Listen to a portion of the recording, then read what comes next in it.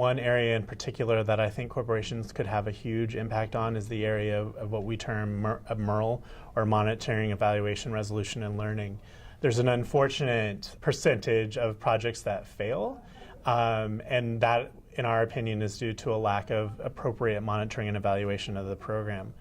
Corporations, especially because of putting their brands on a lot of projects, are highly susceptible to that failure rate, and so requiring it of their grantees at the beginning could really have an impact, because ultimately having that cycle of data and using that data appropriately to make sure that projects are continued results in a win-win for both the corporations and for the NGO nonprofit partners.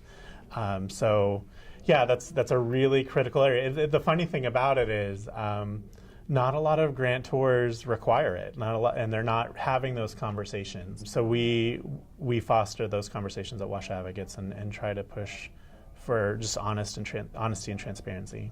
Companies are good at data and data analysis, etc. And how can companies actually get more proactively engaged in the fact that, and certainly in the area of women's rights and women's empowerment, but in development more generally, we need more rigorous data, we need better analysis, the data needs to be more usable, it needs to be more accessible.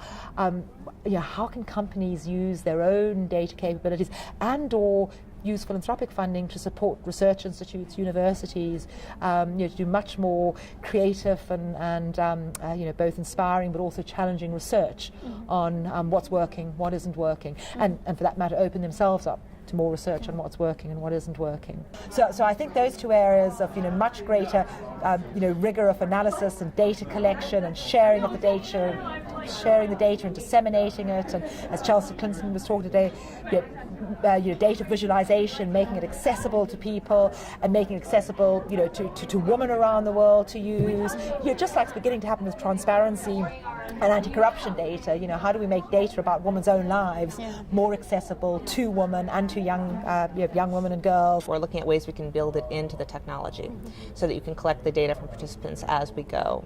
So there obviously there'll be some components that require surveys, but the extent to which we can incorporate metrics and surveys directly into the game, or quizzes or things that will let us know what's working, what's not working, and feedback directly from participants so we know how to adjust as we go. And also make it easier for our partners, because the one thing that's hard about measurement and metrics is getting that balance right between the cost and the burden of measurement. We know it's important, we value it, we stipulate that we need the measurement, but at the same time you need to make sure we can move fast enough so we are reaching the people who we need to reach with the tools and resources that they're asking for.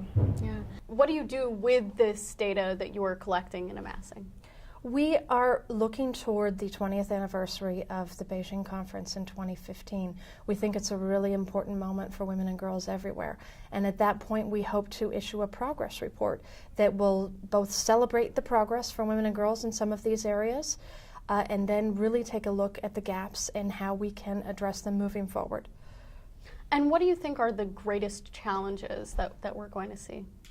We really want to let the data tell us, but there are certain things that we know. Look, we know we've made progress in girls' primary education. We know there's still a long way to go. We know we have made some progress globally in women's political leadership. We know there is a very long way to go to make sure that a good number of women have a seat at the table. We know that economic opportunity is a critical issue, and we are just not anywhere near full participation in that arena in so many aspects of it, whether it's equal pay, whether it's land rights, whether it's women having access to capital to create businesses that can flourish. The critical aspects of this, because collecting the data in itself is very important and sharing it is very important, and we know that there is a community that is very eager for this data, but there is also a broader community that has no knowledge of what is going on, and we really want to speak to a much broader audience through creating data that is visualized in a way that is appealing and compelling and really inspires people to act. So that, I think, is going to be a great challenge for us, and one we hope we will be able to share with other people. Certainly we want this data to be used, and to be used often, but we also want to present it in a way that makes people inspired to take action.